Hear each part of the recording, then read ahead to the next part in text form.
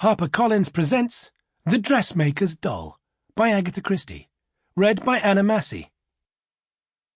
The Dressmaker's Doll. The doll lay in the big velvet-covered chair. There was not much light in the room. The London skies were dark. In the gentle greyish-green gloom, the sage-green coverings and the curtains and the rugs all blended with each other. The doll blended too. She lay long and limp and sprawled in her green velvet clothes and her velvet cap and the painted mask of her face.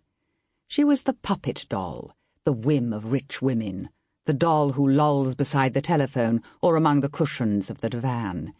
She sprawled there, eternally limp, and yet strangely alive. She looked a decadent product of the 20th century. Sybil Fox, hurrying in with some patterns and a sketch, looked at the doll with a faint feeling of surprise and bewilderment. She wondered, but whatever she wondered did not get to the front of her mind. Instead, she thought to herself, "Now what's happened to the pattern of the blue velvet? Wherever have I put it? I'm sure I had it here just now." She went out onto the landing and called up to the workroom. "Elspeth! Elspeth! Have you the blue pattern up there? Mrs. Fellows-Brown will be here any minute now." She went in again, switching on the lights. Again she glanced at the doll. "Now, where on earth— Ah, there it is." She picked the pattern up from where it had fallen from her hand.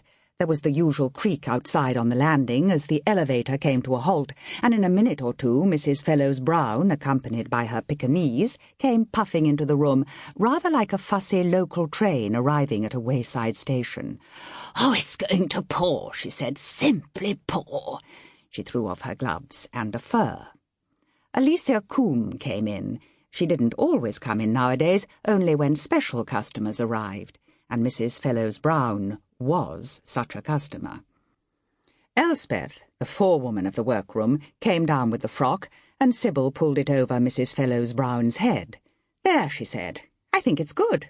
Yes, it's definitely a success." Mrs. Fellows-Brown turned sideways and looked in the mirror. "I must say," she said, "your clothes do something to my behind." "You're much thinner than you were 3 months ago," Sybil assured her. "I'm really not," said Mrs. Fellows-Brown, "though I must say I look it in this. There's something about the way you cut. It really does minimise my behind. I almost look as though I hadn't got one. I mean, only the usual kind that most people have." She sighed and gingerly smoothed the troublesome portion of her anatomy. "It's always been a bit of a trial to me," she said. "Of course, for years I could pull it in, by sticking out my front. Well, I can't do that any longer because I've got a stomach now as well as a behind, and I mean, well, you can't pull it both ways, can you?" Alicia Coombe said, "You should see some of my customers." Mrs. Fellows-Brown experimented to and fro. "A stomach is worse than a behind," she said. "It shows more, or perhaps you think it does, because, I mean, when you're talking to people, you're facing them, and that's the moment they can't see your behind, but they can notice your stomach. Anyway, I've made it a rule to pull in my stomach and let my behind look after itself." She craned her neck round still farther, then said suddenly, "Oh, that doll of yours, she gives me the creeps. How long have you had her?" Sybil glanced uncertainly at Alicia Coombe, who looked puzzled but vaguely distressed. "I don't know exactly. Some time, I think. I never can remember things. It's awful nowadays. I simply cannot remember. Sybil, how long have we had her?" Sybil said shortly, "I don't know." "Well," said Mrs. Fellows-Brown, "she gives me the creeps. Uncanny. She looks, as though she was watching us all, and perhaps laughing in that velvet sleeve of hers. I'd get rid of her if I were you." She gave a little shiver. Then she plunged once more into dressmaking details. Should she, or should she not, have the sleeves an inch shorter, and what about the length? When all these important points were settled satisfactorily, Mrs. Fellows-Brown resumed her own garments, and prepared to leave. As she passed the doll, she turned her head again.